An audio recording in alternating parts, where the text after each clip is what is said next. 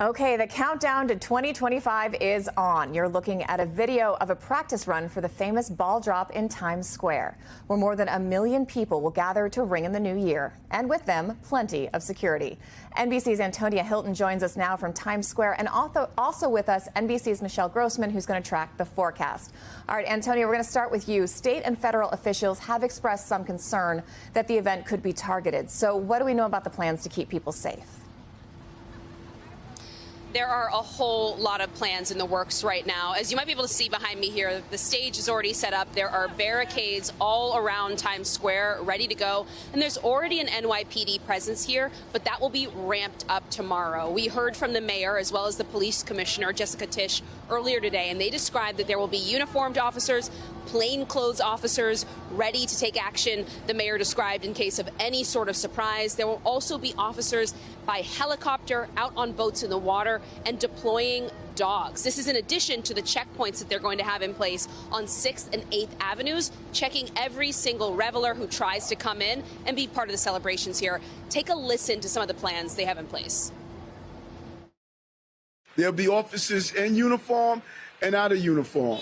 We're going to make sure we have the omnipresence of the blue uniform, would always bring that level of security, but there are many officers that have plainclothes assignments to give the element of surprise. Not only do we respond to any immediate threat, as we saw 2 years ago, but how do we continue to keep New Yorkers and visitors safe to enjoy the New Year's?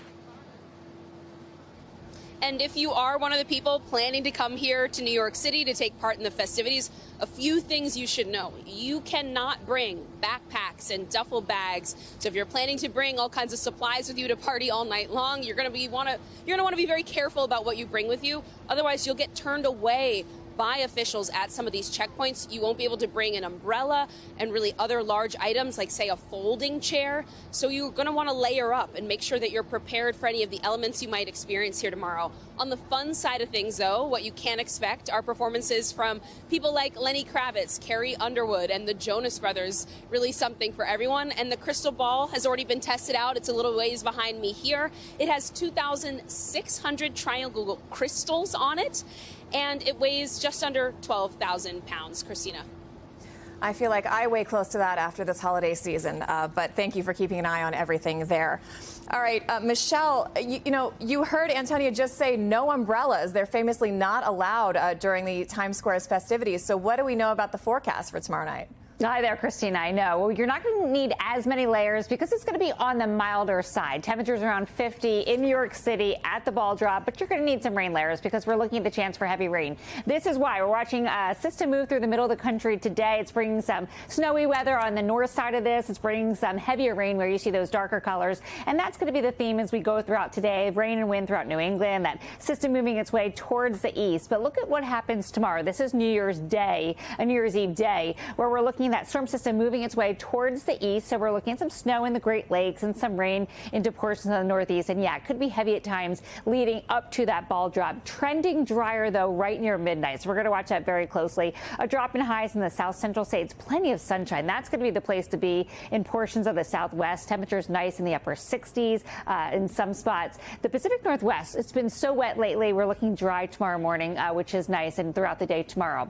So as we go towards New Year's Eve, getting closer to the evening hours, you're going to need the rain gear. Again, not a whole lot of layers because the temperatures aren't going to be frigid. Sometimes, I've heard teens at the ball drop, but looking better in terms of the temperatures, but we will need the rain gear because we're going to see that heavy rain leading up to the ball drop. The frigid temperatures will be back to the west, where we're looking at the northern plains, the central plains. Notice temperatures only in the teens, 15 in portions of the central plains, 20s and 30s in Texas. And then as we make our way towards the southwest, I mentioned that is the place to be. Notice later on in the evening, tomorrow evening, we're going to see another system move onshore, and that's where we're looking at the chance for some higher elevation snow, some lower elevation rain. So let's take a look at New York City. There's that ball drop 2025 ringing in with a few showers by midnight. Heavy rain leading up to it. But again, Christina, we are looking at things drying out towards midnight. That has been the trend. We're going to watch that very, very closely tomorrow, of course, and keep you updated. But that temperature of 50 degrees, that's not bad for having to stand out for hours in New York City. Back to you.